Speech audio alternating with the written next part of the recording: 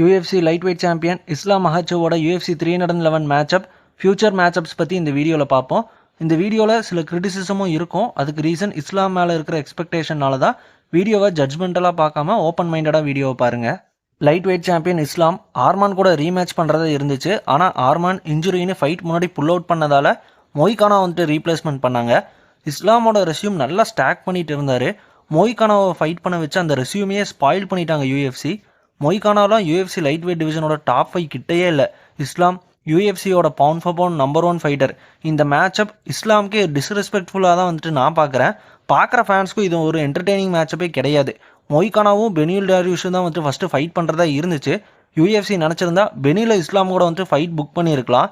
பெனில் ஒரு 2 fight losing ஸ்ட்ரீக்கில் இருக்கார். ஆனால் அது ஆலிவேரா ஆர்மான் கூட தான். மொய்கானோ இன்னும் லைட் வெயிட்டோட டாப் கண்டெண்டர்ஸ் ஃபைட்டே பண்ணதில்லை. மொய்கானோவுக்கு சான்ஸ் கொடுத்ததுக்கு இஸ்லாம் வர்சஸ் பெனில் ஃபைட் பண்ணியிருக்கலாம்னு எனக்கு தோணுச்சு.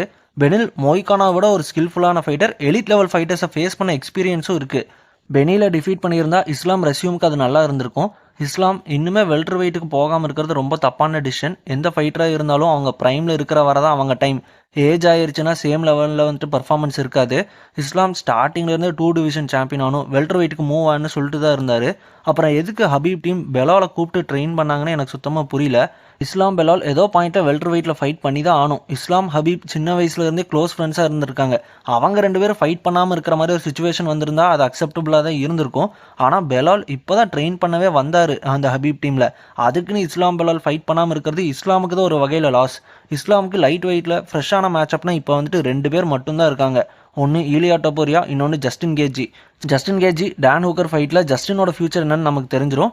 வெல்டர் வெயிட் டிவிஷனில் பார்த்தீங்கன்னா ரொம்ப ஸ்டாக்கான ஒரு டிவிஷனாக இருக்குது. சாம்பியன்ஷிப் கண்டெண்டர்ஸ் லைனாக இப்போவே நிறைய பேர் ரெடியாக இருக்காங்க. இஸ்லாம் அவர் கரியர் பீக்கில் இருக்கார். இப்போயே வெல்டர் வெயிட் போயிட்டு சாம்பியன்ஷிப் வின் பண்ணி ஒரு 2-3 சாம்பியன்ஷிப் டிஃபென்ஸும் பண்ணிட்டார்னா அவரோட லெகசியாக பார்த்தீங்கன்னா பயங்கரமாக இருக்கும்.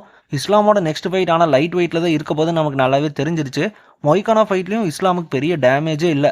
ரமதான் முடிச்சு இஸ்லாம் ரிட்டர்ன் ஆவாரா இல்லை அபுதாபி பேப்பரியோ வரைக்கும் அக்டோபர் வரைக்கும் வெயிட் பண்ணுவாரான்னு தெரியல. இஸ்லாமோட நெக்ஸ்ட் ஆப்போனன்ட்னு ஆப்ஷன்ஸு நம்ம பார்த்தோம்னா ஈலியா டொபோரியா, ஆலிவேரா, ஆர்மான், இவங்க 3 பேர் தான் ப்ராபபிலிட்டியே இருக்குது. இஸ்லாம் தான் UFCயோட பவுண்ட் ஃபார் பவுண்ட் நம்பர் 1. அவருக்கான டஃபஸ்ட் மேட்சப்ஸை UFC கொடுத்தா தான் இஸ்லாம் அவரோட ஸ்கில்ஸை ப்ரூவ் பண்ணி ஏன் அவர் தான் கிரேட்டஸ்ட் லைட் வெயிட், ஏன் அவர் தான் வேர்ல்ட்லேயே number 1 pound for pound MMA ஃபைட்டர்னு அவரோட ஹேட்ரஸ்க்குமே அதை ப்ரூவ் பண்ணி காட்ட முடியும். டாக் ஷோ தமிழை இன்ஸ்டாகிராம், யூடியூப்ல மறக்காம ஃபாலோ பண்ணிக்கோங்க. அடுத்த வீடியோவில் பார்ப்போம். Bye guys.